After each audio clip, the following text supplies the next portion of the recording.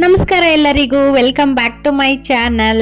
ತುಂಬ ದಿನಗಳ ನಂತರ ಇವತ್ತು ವಿಡಿಯೋನ ಮಾಡ್ತಾ ಇದ್ದೀನಿ. ಏಕೆ ಅಂದರೆ ನಮ್ಮೂರಲ್ಲಿ ಕೊಟ್ಟೂರೇಶ್ವರನ ಜಾತ್ರೆ ನಡೀತಾ ಇದೆ. ಈ ಜಾತ್ರೆ ವಿಡಿಯೋ ಅಂತೂ ಮಿಸ್ ಮಾಡೋಕ್ಕೆ ಚಾನ್ಸೇ ಇಲ್ಲ. ನಾನು ಕೊಟ್ಟೂರಿಗೆ ಹೋಗಿಲ್ಲ, ಆದರೂ ನಾನು ನಮ್ಮ ಅಪ್ಪಾಜಿ ಹತ್ರ ಹೇಳಿಬಿಟ್ಟು ವಿಡಿಯೋನ ಮಾಡಿಸ್ಕೊಂಡು ಇವತ್ತು ಯೂಟ್ಯೂಬಲ್ಲಿ ಅಪ್ಲೋಡ್ ಮಾಡ್ತಾ ಇದ್ದೀನಿ. ನಮ್ಮೂರ ಜಾತ್ರೆ ವಿಡಿಯೋಸ್ನ ಹೇಗೆ ಮಿಸ್ ಮಾಡೋದು ಅಲ್ವಾ?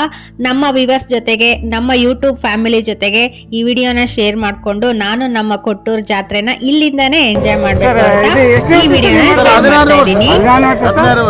ಇವತ್ತು ಏನೇನು ಸರ್ ನೀವು ಮಾಡಿರೋದು? ಸರ್ ಇಡ್ಲಿ, ವಡಾ, ಸಾಂಬಾರು, ಕೇಸರಿ ಬಾತು. ಸರ್ ಎಷ್ಟು ಸರ್ ಇಡ್ಲಿ ಮಾಡ್ತಾ ಇರೋದು? ಒಂದು 5,000 ಇಡ್ಲಿ ಮಾಡ್ತಾರೆ. 5,000 ಇಡ್ಲಿ ಮಾಡ್ತೀರಾ ಸರ್?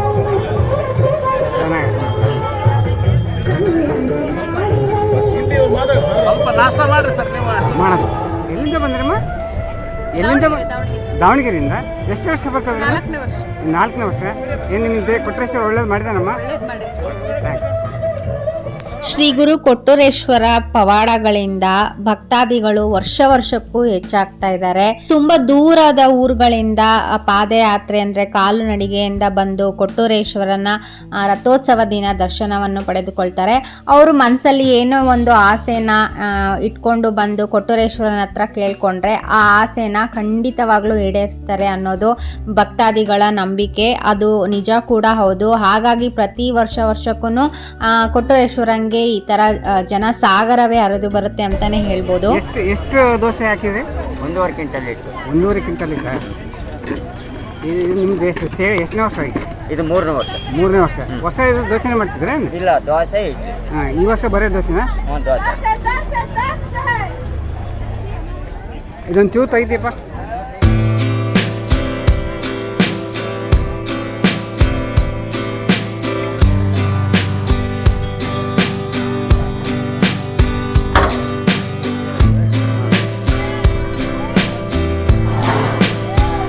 ಸಾಗು ಸಾಂಬಾರ, ಸಾಗು ದೋಸೆ. ಎಲ್ಲಿಂದ ಬಂದ್ರಿ? ನಡೆದು ಬಂದಿರೋದು? ದಾವಣಗೆರೆಯಿಂದ ಬಂದಿರಾ? ಯಾವಾಗ ಬಿಟ್ಟಿದ್ರಿ ದಾವಣಗೆರೆ? ಹೌದಾ? ಈಗ ಎಷ್ಟು ವರ್ಷ ಬರಕತ್ತೀವಿ? ಈಗ 3 ವರ್ಷ. ನೀನು 3 ವರ್ಷ ಆತ ಬರಕತ್ತಿ. ಏನು ಓದ್ತಿದ್ರಿ? 7th? ದೇವ್ರು ಒಳ್ಳೇದು ಮಾಡ್ರಿ.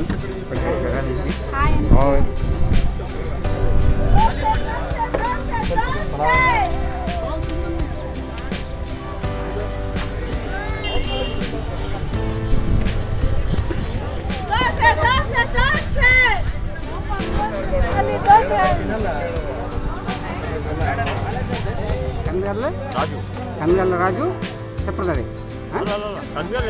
ಕನ್ಗಲ್ಲ ಇಲ್ಲಿ ಚಪ್ರದಾರಿ ಇಲ್ಲಿ ಹಾಕಿರಿ ಇಷ್ಟ. ಕನ್ಗಲ್ಲಿಂದನೇ ಮಾಡ್ತಾರೆ. Thank you. ಒಂದ್ ಕಡೆ ಭಕ್ತಾದಿಗಳು ಪಾದಯಾತ್ರೆಯಾಗಿ ಬಂದ್ರೆ, ಇನ್ನೊಂದು ಕಡೆ ಕೊಟ್ಟೂರಿನ ಜನತೆ ಅವರು ಪಾದಯಾತ್ರೆಗಳಿಗೆ ಸೇವೆ ಮಾಡೋದ್ರಲ್ಲಿ ತುಂಬಾನೇ ಬ್ಯುಸಿಯಾಗಿ ಹೋಗ್ಬಿಟ್ಟಿರ್ತಾರೆ. ಒಂದಲ್ಲ A to Z ಎಲ್ಲ ವ್ಯವಸ್ಥೆನೂ ಮಾಡಿರ್ತಾರೆ. ಅದನ್ನು ನೋಡೋದೇ ತುಂಬ ಚಂದ.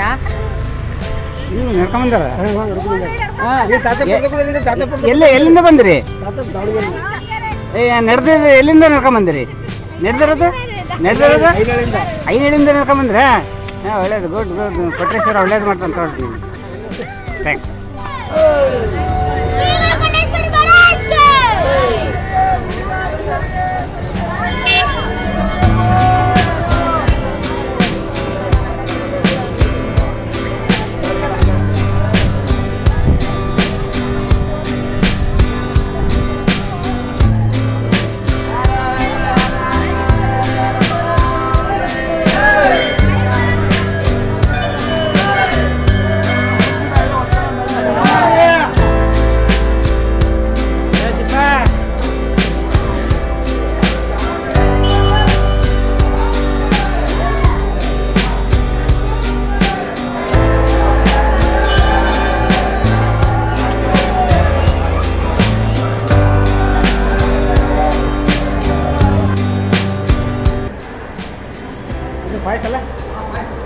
ಪಾಯಸ ಎಷ್ಟು ಕೆ ಜಿ ಹಾಕಿದ್ರು? 10. ಮೊದಲು 15.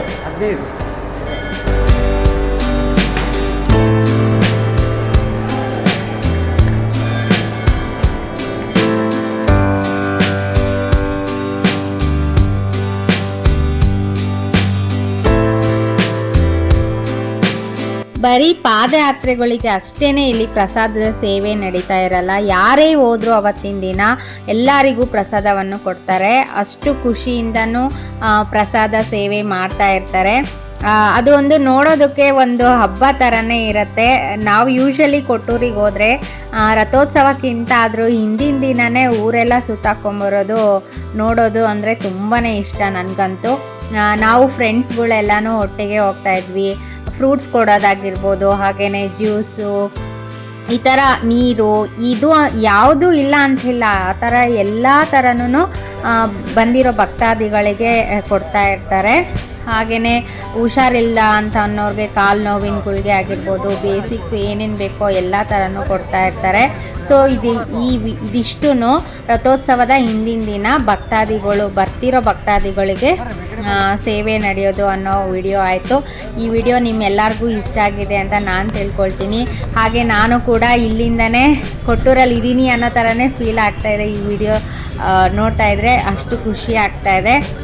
ಸೊ ನೀವು ಈ ವಿಡಿಯೋನ ನೋಡಿ ಎಂಜಾಯ್ ಮಾಡಿದ್ದೀರಾ ಅಂತ ಅಂದ್ಕೊಂಡು ಈ ವಿಡಿಯೋನ ಇಲ್ಲಿಗೆ ಎಂಡ್ ಮಾಡ್ತಾ ಇದ್ದೀನಿ.